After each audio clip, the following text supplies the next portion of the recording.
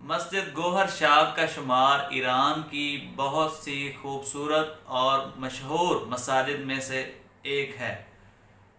اس کو جب تعمیر کیا جا رہا تھا تو اس وقت ایک بہت ہی دلچسپ واقعہ پیش آیا۔ مسجد گوہر شاد جو ہے اس ملکہ کے نام پر اس کا نام رکھا گیا جس ملکہ نے اس کو تعمیر کروایا تھا۔ ملکہ گوہر شاد جو ہے وہ بہت ہی نیک اور باحجاب اور پرہیزگار خاتون تھی۔ اس نے یہ فیصلہ کیا کہ میں کیوں نہ اپنی ہی زندگی میں ایک ایسی مسجد تعمیر کرواؤں جس کو بہت زمانوں تک یاد رکھا جائے۔ تو اس نے سوچا کہ اس میں اس نے یہ شرط رکھی کہ اس میں جو بھی مسجد میں مزدوری کرنے آئیں گے تو اس کی شرط یہ تھی کہ وہ ہر مزدور جو ہے اس کی کوئی بھی نماز قضا نہیں ہونی چاہیے، اور جتنے بھی مستری کام کریں گے وہ بھی سارے باجماعت نماز بھی ادا کریں گے اور ان کی پوری زندگی میں کوئی بھی نماز قضا نہیں ہوگی، اور جتنے بھی وہاں پر جانور وغیرہ سامان لادنے کے لیے اور ایک جگہ سے دوسری جگہ ٹرانسفر کرنے کے لیے استعمال ہوں گے ان پر بھی کوئی ظلم نہیں ہوگا، اور جو بھی ان شرائط پر پورا اترے گا اس کو ملکہ گوہر شاد جو ہے وہ ڈبل مزدوری دے گی۔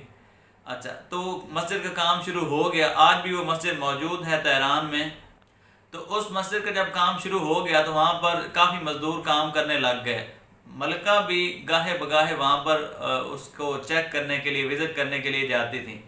ایک دفعہ جب ملکہ وہاں پر مسجد کا وزٹ کرنے کے لیے گئیں تو ان کا ہوا کے ایک جھونکے سے ان کا حجاب جو ہے وہ تھوڑا سا ان کے چہرے سے ہٹ گیا۔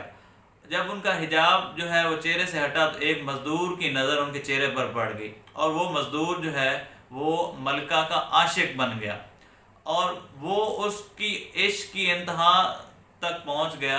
جب عشق اتنا بڑا کہ وہ مزدور جو ہے وہ بیمار ہو گیا۔ وہ مزدور جو ہے وہ ایک ہی ماں کا واحد سہارا تھا۔ اس کی ماں بڑی پریشان ہوئی، اور جب اس کو پتہ چلا کہ اس کی بیماری کی وجہ کیا ہے تو پھر اس ماں کا دل جو ہے وہ نرم تھا۔ اس نے کہا کہ میں یہ بات جو ہے وہ ملکہ تک پہنچاؤں گی ضرور۔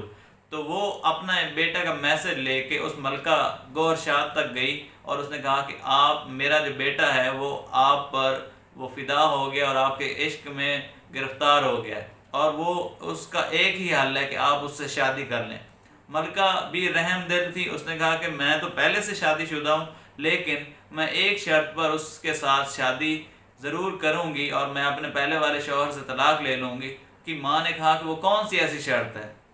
تو ملکہ نے کہا کہ میری ایک شرط یہ ہے کہ وہ جو تمہارا بیٹا ہے وہ بطور حق مہر کے پہلے ایک کام یہ کرے کہ 40 روز تک وہ نماز شب پڑھے، ٹھیک ہے؟ جب نماز شب وہ 40 روز تک پڑھے گا تو اس کے بعد میں دیکھوں گی، پھر میں اس کے ساتھ شادی کرنے کے لیے راضی ہو جاؤں گی۔ تو وہ ماں جو ہے وہ اپنا پیغام لے کے بیٹے کے پاس گئی، اور بیٹا اس شرط کو پر رضامند ہو گیا۔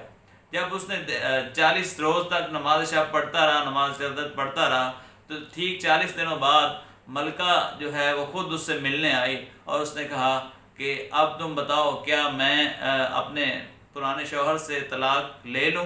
تم راضی ہو؟ تو اس نے کہا کہ تم ہو کون؟ میں تو تمہیں جانتا ہی نہیں ہوں، میں تو پہلے بھولا رہا ہوں۔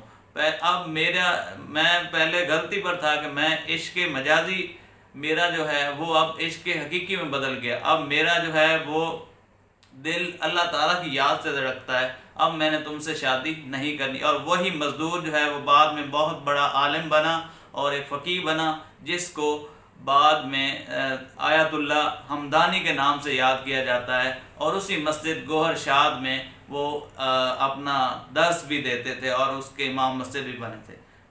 امید کرتا ہوں کہ آج کی اسٹوری آپ کو پسند آئی ہوگی، اور یہ جو رمضان کا مہینہ ہے اس میں ہمیں بھی اللہ تعالیٰ نماز شب پڑھنے کی توفیق عطا فرمائے، اور یہ بیسٹ ٹائم ہے اگر ہم اپنی زندگی میں اس نماز کو شامل کرنا چاہتے ہیں۔